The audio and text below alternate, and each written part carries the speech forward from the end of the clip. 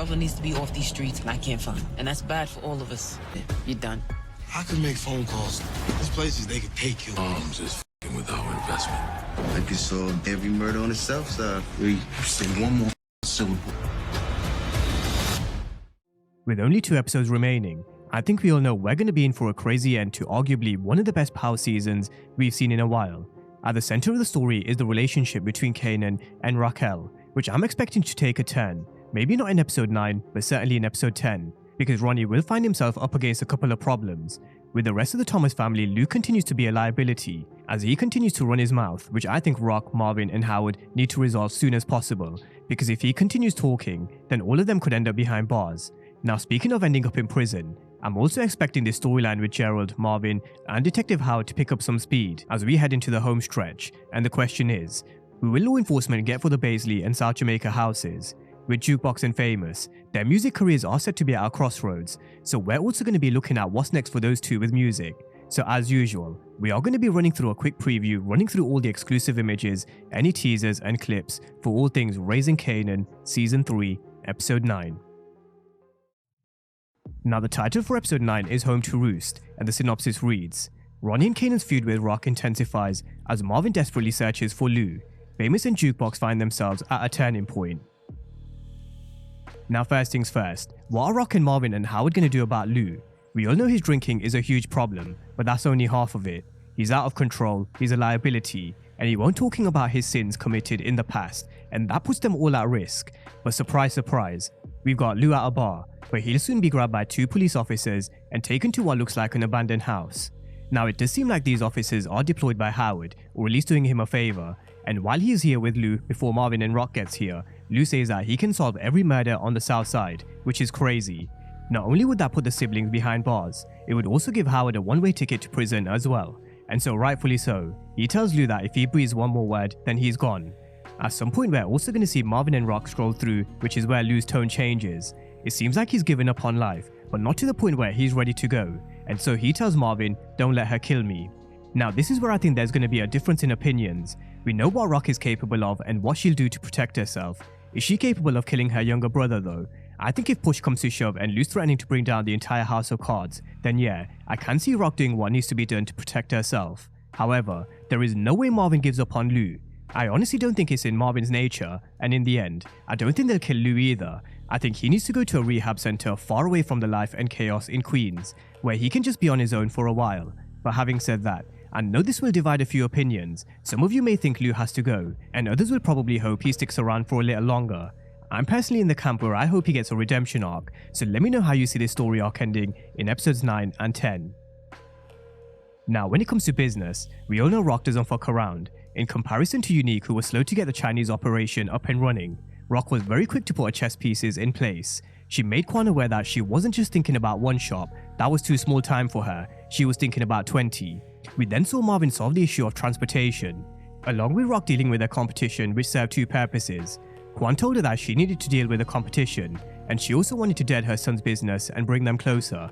But now we need to see the aftermath of Rock killing Juliana, which Joaquin knows. She told him to his face, and we can only assume that he did give the go-ahead off screen. Otherwise, Rock has problems with the Colombians, which I personally don't think will be the case. I also can't see Joaquin doing business with someone who went around his back, who made a deal with his cousin.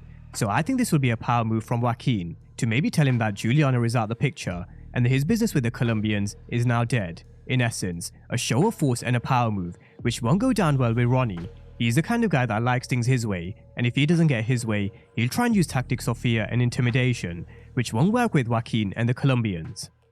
Your business relationship and any other kind of relationship you may have had with her is done. Now, intertwined in the story is Snaps and Pop. They put a sizable amount of money to help Ronnie get his operation back up and running, and at the time I did make it known, the key word was investment. They're expecting a return on their investment, but with business being deaded by Rock getting rid of Juliana, they're not going to be impressed. So let's see what their next move is and how powerful they really are. Whether they find out it was Rock who got rid of Juliana, let's wait and see. But something I wouldn't be surprised with is if there is a clash between Snaps and Ronnie, because I think both of them will have different ways of handling this issue, so that's just something to keep in mind.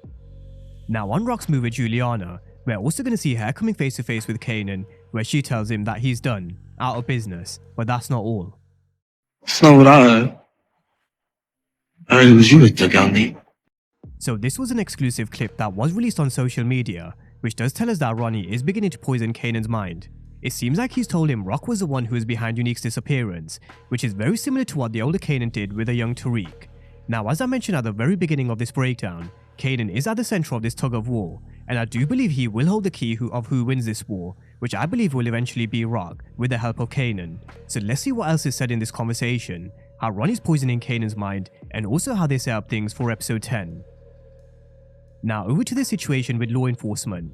We all know the FBI aren't leaving this story without getting someone for the South Jamaica and Paisley houses, and there are a few ways they can get their win.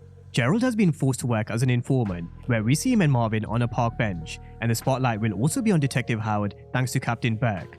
On Gerald, I wouldn't be surprised if he was wearing a wire to try and get more information from Marvin, because he really does have his back against the wall thanks to Agent Tanner pressing him for information. Although I do expect Marvin to find out that Gerald is a snitch, but the problem that he'll have is, he can't get rid of him no matter what he thinks of snitches. If he does anything to Gerald, then it's only going to make things worse for him. So how does he tackle this situation? The only thing I can think of is Marvin making it look like an overdose, because after all, Gerald is a junkie. So let's see how Marvin tackles this issue, because you have to assume he'll find out pretty soon. Now with Detective Howard, we see him with Agent Tanner in what looks to be Captain Baptiste's office, and what's happened with Howard. We know Captain Beck is looking to clear his daughter's name, and maybe finish what she started with her investigation. But can he convince the feds or Captain Baptiste? Howard isn't exactly who he seems. It's going to be very difficult to get Howard because he's someone who's very good at covering his tracks. But having said that, just like I mentioned for Marvin, law enforcement are looking for a win, and they're not going to go away without nailing someone. So if it isn't Marvin, then the only one I can see going down is Detective Howard. So I do think it is between the two.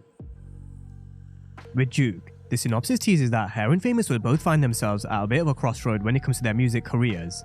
We've got Duke, Crystal and Aisha ready to give their first gig, with Marvin and Rock cheering her on.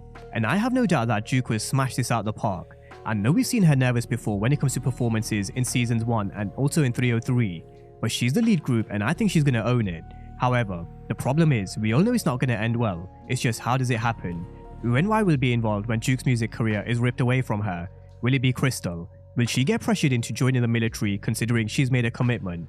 Or will her family's crimes be exposed by Gerald, which negatively impacts Duke? Let's wait and see how her story takes a turn, because it definitely is coming. The same also goes for Famous. He's also said to be at a bit of a crossroad with his music career. How he ends up being at a crossroad, let's wait and see. Although I think it might have something to do with his track 411, which Lou left for him. Elsewhere, he's also going to be grabbed up against the wall by Ronnie outside what used to be his apartment. And what he's doing here, I have no idea, because if I were him, I would stay far away as possible from these two. But that's a breakdown of all the exclusive images and clips for all things Raising Kanan Season 3 Episode 9. So drop all your thoughts and predictions down below in the comment section. Let me know your predictions for Lou. How do you think Snaps and Ronnie will retaliate against Rock? And who do you think Agent Tanner will slap the handcuffs on? Will it be Marvin or Detective Howard? Drop all your thoughts and comments down below in the comment section. And as always, thank you guys for watching, and I'll see you next time.